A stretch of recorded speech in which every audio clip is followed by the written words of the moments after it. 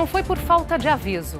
Há muito tempo que os cientistas vêm alertando sobre os problemas provocados pelas mudanças climáticas que as futuras gerações deverão enfrentar. A questão é que esse futuro já virou presente. Ondas de calor estão cada vez mais constantes e intensas, com recordes de temperatura em várias partes do mundo. Segundo o Observatório Europeu do Clima, elas devem se estender até o fim de 2022, além da ocorrência de invernos mais secos e verões mais quentes nos próximos anos. Eventos de calor extremo ocorrem dentro da variação natural do clima devido às alterações nos padrões globais. No entanto, a Organização Meteorológica Mundial aponta que o aumento da frequência, duração e intensidade desses eventos nas últimas décadas está claramente ligado ao aquecimento do planeta e pode ser atribuído à atividade humana. Será que ainda dá tempo de revertermos essa tendência? Esta edição do Matéria de Capa está só começando. Fique com a gente.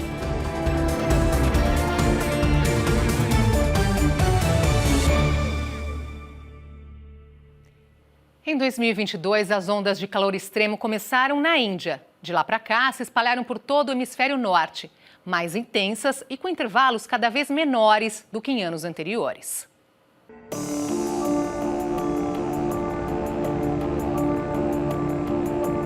As primeiras ondas de calor começaram na Índia e no Paquistão, com temperaturas próximas dos 50 graus Celsius. Na Índia, março foi o mês mais quente em 122 anos. No Paquistão, o mais quente da história. As temperaturas extremas afetaram o abastecimento global de trigo, causaram cortes de energia nas fábricas e quase 1,5 bilhão de pessoas passaram por uma diminuição no abastecimento de água. Na Europa, o verão começou com uma onda antecipada de calor em junho. Espanha, França, Itália e Alemanha foram os países mais atingidos pelo calor. As temperaturas passaram dos 40 graus e causaram incêndios florestais. Em julho, a onda de calor avançou, causando milhares de mortes. Diversos países atingiram temperaturas máximas recordes. Portugal também teve a maior temperatura da sua história em julho, com 47 graus. Em diversos locais da Espanha, as marcas superaram os 45 graus. A França quebrou centenas de recordes de temperatura máxima. No Reino Unido, não foi diferente. No final de julho, a temperatura na capital Londres bateu pela primeira vez a casa dos 40 graus. O calor causou tantos incêndios que os bombeiros tiveram seu pior dia de ocorrências desde os bombardeios da Segunda Guerra Mundial. Na China, as temperaturas médias foram as mais altas desde 1961. Desde o começo do verão, o país enfrentou uma série de emergências climáticas extremas. A onda de calor afetou pelo menos 64% da população. Em várias cidades, as temperaturas chegaram a 44 graus Celsius. Cidades e fazendas foram inundadas. Sob o sol escaldante, colheitas murcharam. Trabalhadores chineses sofreram com a insolação. Casas e estradas soterradas por deslizamentos de terra. No final de julho, foi a vez da América do Norte. Nos Estados Unidos, os termômetros marcaram temperaturas acima dos 40 graus. Foram emitidos alertas de calor em 48 estados. No Canadá, as temperaturas bateram recordes sucessivos, chegando a quase 50 graus na Colômbia Britânica, província que fica na costa oeste do país. Dezenas de pessoas morreram por causa do calor. Pela primeira vez, ao longo dos últimos 2.000 anos, o que estamos observando é uma onda de calor extremo atingindo simultaneamente 3 continentes, a Europa, a América do Norte e a Ásia. Isto nunca havia acontecido. E o fato de termos essas surpresas desagradáveis no clima é devido ao fato de que, na verdade, nenhum governo está fazendo realmente o que a ciência recomenda, que é reduzir emissões de gás de efeito estufa o mais rapidamente possível. Dezenas de cientistas de algumas das instituições mais prestigiadas do mundo se debruçaram sobre o problema das mudanças climáticas e chegaram a algumas conclusões importantes.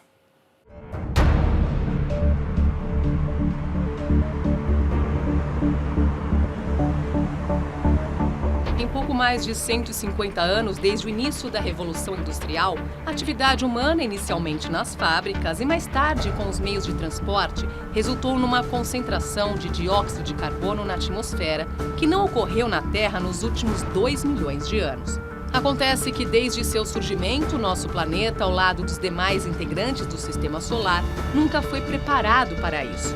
A existência da Terra se baseia no fato de que ela está situada num ponto exato do universo, a 150 milhões de quilômetros do Sol, de onde deve receber o calor suficiente para permitir a vida. Só que no último século e meio, o homem passou a lançar um complicador nessa equação perfeita do universo. Os poluentes que se concentram ao redor do planeta impedem os raios solares de retornarem ao espaço. Com isso, eles deixam a Terra mais quente. Esse é o aquecimento global, resultante do chamado efeito estufa.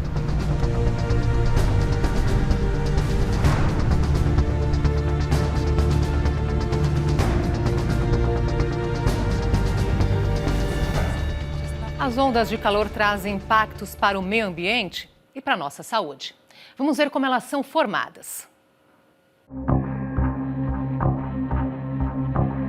As ondas de calor são resultado de ar aprisionado. Ao invés de circular ao redor do globo, como deveria, um sistema de alta pressão atmosférica faz com que o ar quente fique parado e seja empurrado para baixo. Assim, ele é comprimido e fica ainda mais quente. Isso faz parte de ciclos na atmosfera. São situações extremas, mas estudos mostram que as mudanças climáticas provocadas pela alta concentração de gases do efeito estufa estão tornando esses eventos cada vez mais frequentes e perigosos. Segundo um relatório do IPCC, painel intergovernamental sobre mudanças climáticas da ONU, ondas de calor que antes tinham chances de ocorrer uma vez a cada 10 anos, agora têm 2 vezes mais chances de acontecer. E ondas de calor ainda mais raras, que poderiam surgir uma vez a cada 50 anos, agora são quase 5 vezes mais prováveis. Isso pode levar a secas extremas, combustível perfeito para incêndios que podem se espalhar rapidamente. Por outro lado, quanto mais quente, mais vapor na atmosfera. Resultado, chuvas mais intensas, às vezes em intervalos mais curtos e em uma área menor, o que pode provocar inundações. O aquecimento do planeta também traz prejuízos à nossa saúde. Segundo um estudo da Universidade de Washington, nos Estados Unidos, o calor e o frio extremos estão associados a 17 causas de morte, a maioria delas por doenças cardiorrespiratórias e metabólicas. Os óbitos relacionados às baixas temperaturas cresceram 31% em relação a 1990, e aqueles ligados ao clima quente aumentaram 74%, mais que o dobro no mesmo período.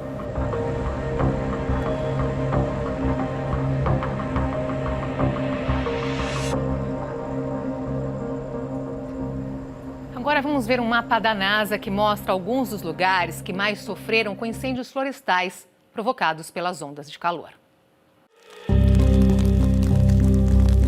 Neste mapa da NASA, os valores alternados em cores vermelhas e mais alaranjadas do mapa representam o calor, indicando mais uma vez que as emissões de gases de efeito estufa estão causando eventos climáticos que afetam a qualidade de vida. A Europa Ocidental, que passava por uma seca severa, foi devastada por incêndios que aparecem em vermelho no mapa. Em diversas regiões de Portugal, a temperatura atingiu 45 graus Celsius, provocando queimadas em mais de 3.000 hectares. Na Itália, o calor causou o colapso de um dos pedaços da geleira Marmolada, montanha mais alta das Dolomitas.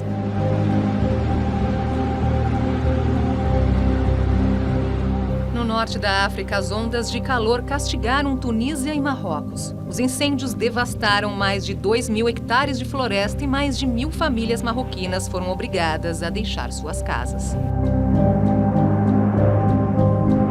O sistema climático está sendo alterado pelo homem ao longo dos últimos 40, 50 anos, de modo mais significativo, e a cada tonelada de dióxido de carbono que lançamos na atmosfera, nós vamos agravando cada vez mais os impactos e os efeitos da mudança climática global. Então, estamos alterando o ciclo hidrológico, aonde chove, quanto chove, estamos alterando a frequência e a intensidade de fenômenos climáticos extremos de uma maneira muito forte, e assim por diante. E a questão é que quem é mais afetado pelas mudanças climáticas é a população mais vulnerável, é a população de mais baixa renda. Então, isso é uma tarefa urgente do governo brasileiro e de todos os governos das nações do nosso planeta.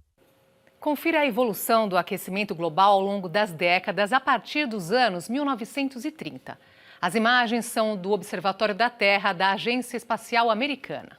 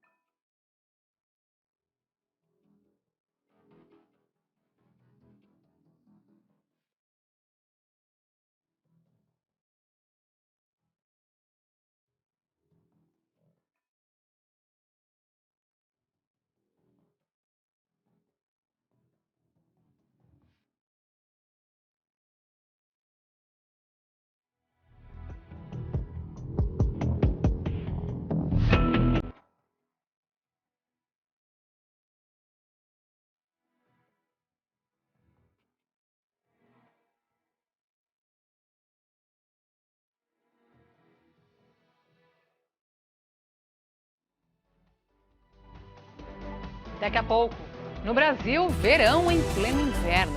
O que isso tem a ver com o aquecimento? E ainda, nem tudo está perdido. Como usar 2% do PIB global no combate às mudanças climáticas. A gente volta já.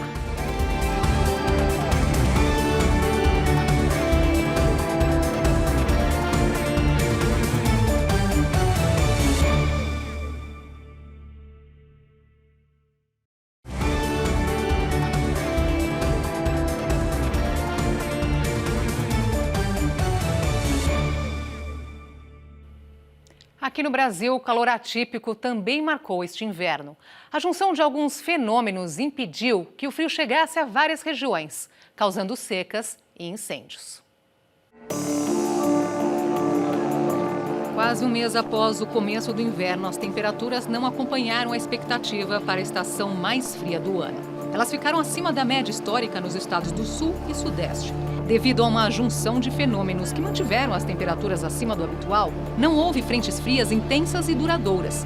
Além disso, em julho, uma grande massa de ar seco que tomou conta do Brasil Central acabou reforçando o bloqueio das poucas frentes frias que chegaram ao país, contribuindo para a manutenção das temperaturas acima da média no Centro-Sul nas últimas semanas. O tempo seco acabou provocando queimadas. Em julho, incêndios de grandes proporções voltaram a atingir o Pantanal, um dos biomas mais ameaçados no país e fortemente afetado pelas queimadas nos últimos anos. No primeiro semestre deste ano, o Instituto Nacional de Pesquisas Espaciais, o INPE, registrou 517 focos de fogo em todo o bioma, 39,3% mais do que nos primeiros 6 meses do ano passado, quando foram 317.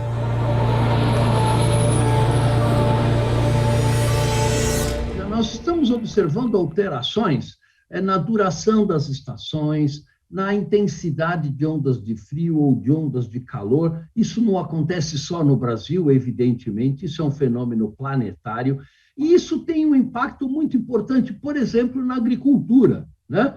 A agricultura depende muito de chuvas certas, na quantidade certa, no período certo. Há algumas regiões brasileiras, como o Nordeste e como o Vale do Rio São Francisco, já observam cerca de 20% menos chuva do que tínhamos há 30, 40 anos atrás. Então, isso requer ação urgente do governo.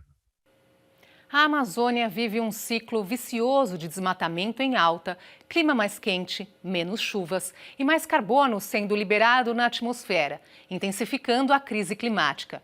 E o aquecimento contínuo afeta toda a América Latina. O alerta é da Organização Meteorológica Mundial.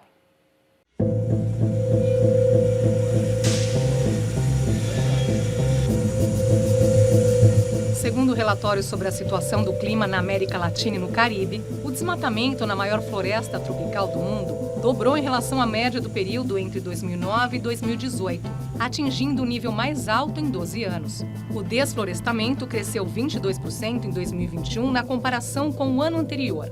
Entre os principais efeitos registrados no ano passado estão o aumento de tempestades tropicais no Caribe e na América Latina, a forte estiagem que atingiu boa parte do Brasil no segundo semestre, além das ondas de calor e frio que ocorreram nos países do Cone Sul. O ano passado seguiu a tendência das últimas 3 décadas de aquecimento contínuo. Entre 1991 e 2021, a temperatura do continente aumentou em média 0,2 graus Celsius por década, o dobro do que ocorreu entre 1960 e 1990. O documento destaca ainda a diminuição das geleiras dos Andes, o que ameaça a segurança hídrica de milhões de sul-americanos. Desde a década de 1980, elas perderam cerca de 30% de sua área. Em algumas regiões, principalmente no Peru, no mesmo período o degelo passou dos 50%. O nível do mar também subiu, principalmente na costa atlântica ao sul do Equador, no Atlântico Norte subtropical e no Golfo do México.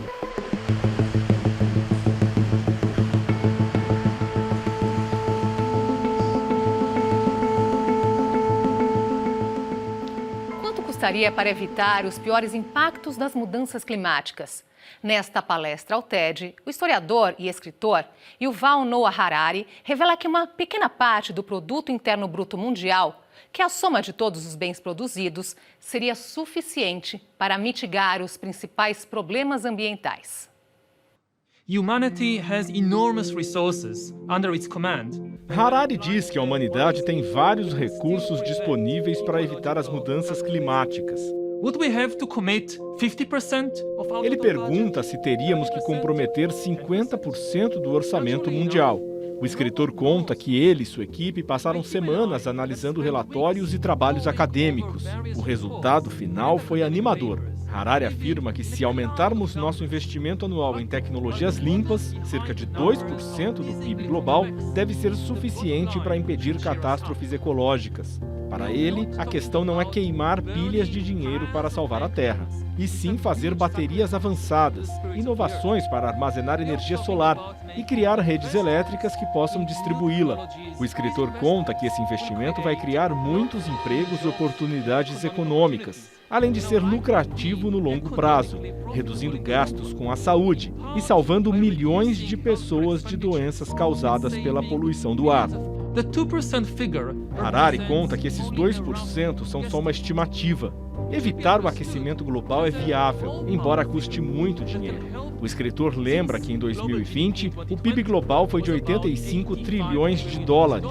2% desse valor seria algo em torno de 1 trilhão e 700 bilhões de dólares. Ou seja, para salvar o meio ambiente, não é necessário inviabilizar a economia.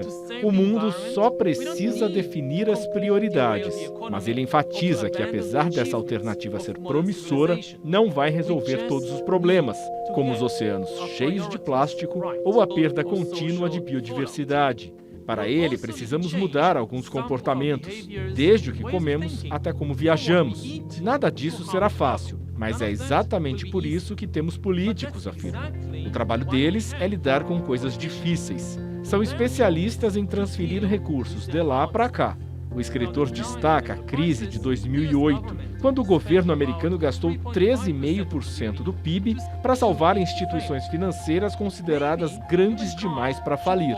Para ele, talvez seja necessário tratar a Amazônia do mesmo jeito, fazer com que os cidadãos pressionem os políticos o suficiente para que lidem com a crise climática. Ele diz que os governos não têm se mostrado dispostos a fazer esse investimento. Where does the money go instead? Mas então, ele pergunta, para onde vai todo esse dinheiro? O escritor conta que a cada 2 anos, aproximadamente 2,4% do PIB global são gastos em alimentos que vão para o lixo e cerca de 500 bilhões de dólares vão para as indústrias de combustíveis fósseis todos os anos. Elas são responsáveis por muitos problemas ambientais. É preciso apenas determinação para diminuir o impacto das mudanças climáticas.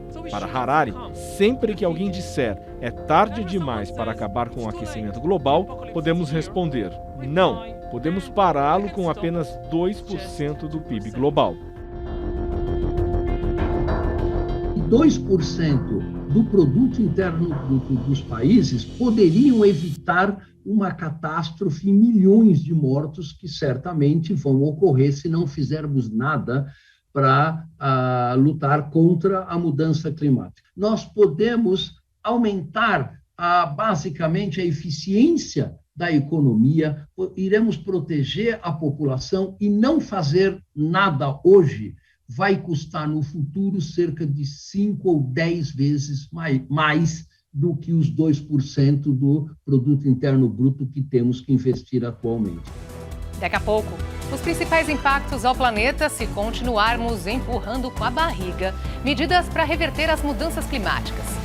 E ainda, ações individuais podem fazer a diferença?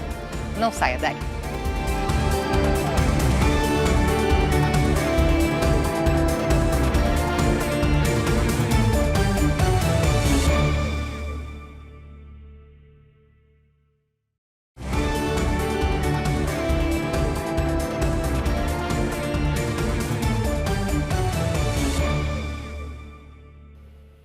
O último relatório do painel intergovernamental sobre mudanças climáticas da ONU, o IPCC, mostra os principais impactos que o mundo sofrerá caso não sejam tomadas medidas imediatas.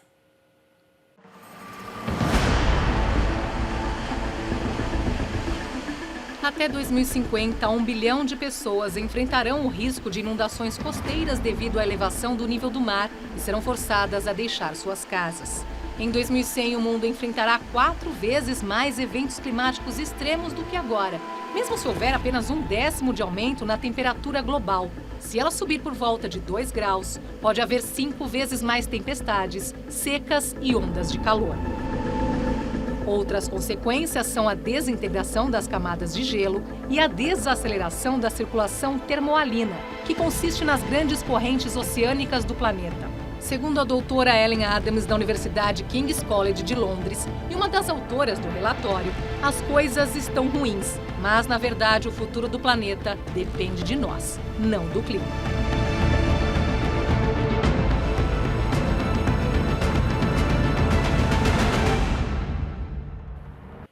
Nossos corpos não foram feitos para lidar com essas temperaturas.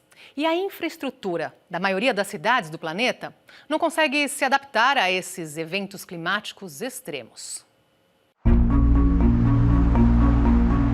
Estradas, hidrovias e barragens foram criadas para um clima que já não existe mais. Segundo Eleni Mirivili, diretora e consultora de aquecimento de Atenas, precisamos tornar as cidades mais frias. Como as técnicas da arquitetura foram criadas para condições climáticas normais, acabaram transformando os lugares em armadilhas de calor.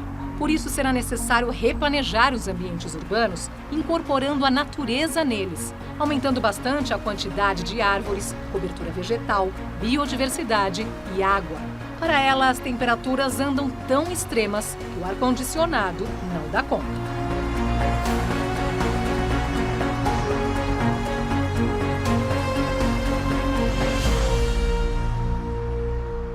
Até agora falamos sobre as consequências das ondas de calor e a nossa responsabilidade por termos chegado a essa situação.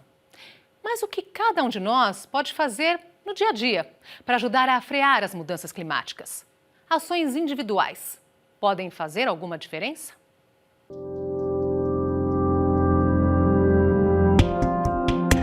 De acordo com um estudo realizado por pesquisadores da Universidade de Leeds, no Reino Unido, a resposta é sim. Eles propõem 6 mudanças no estilo de vida que podem ajudar a reduzir nossas emissões de carbono. Invista em uma dieta baseada principalmente em vegetais. No máximo, 300 gramas de carne e 1,7 kg de laticínios por semana. Algo como 2 peitos de frango e um pouco de queijo, manteiga, alguns ovos e meio litro de leite por semana. Planeje as refeições antes de ir ao supermercado para não desperdiçar comida. Tirando roupas íntimas e sapatos, compre apenas 3 novas peças por ano. Estudos sugerem que elas estão sendo usadas cada vez menos antes de serem descartadas. Isso tem um impacto ambiental enorme. A indústria de vestuário emite mais gases de efeito estufa do que a aviação e o transporte marítimo internacionais juntos. Ande mais a pé. Dê preferência à bicicleta ou ao transporte público. Se precisar de um carro, use-o só quando necessário. Mantenha eletroeletrônicos por pelo menos 7 anos. Não se deixe seduzir por novidades. A produção de aparelhos como celular, notebook, máquina de lavar e TV exige muitas matérias-primas. Quanto mais tempo eles forem usados, melhor para o meio ambiente. Viaje de avião no máximo uma vez a cada 3 anos. Voar é a forma de deslocamento que mais emite carbono. Dê preferência a viagens para locais mais próximos. E, por último, dê um passo que levará governos e empresas a agir. Priorize serviços e fornecedores que investam em produtos e atitudes sustentáveis. A ideia é que nossas ações ajudem a transformar o sistema. Juntas, essas 6 iniciativas podem ser responsáveis por 1/4 das reduções de emissões necessárias para limitar o aquecimento global a 1,5 graus. Para Tom Bailey, cofundador da campanha chamada O Salto, não temos tempo para esperar que um grupo haja. Precisamos da ação de todos e agora.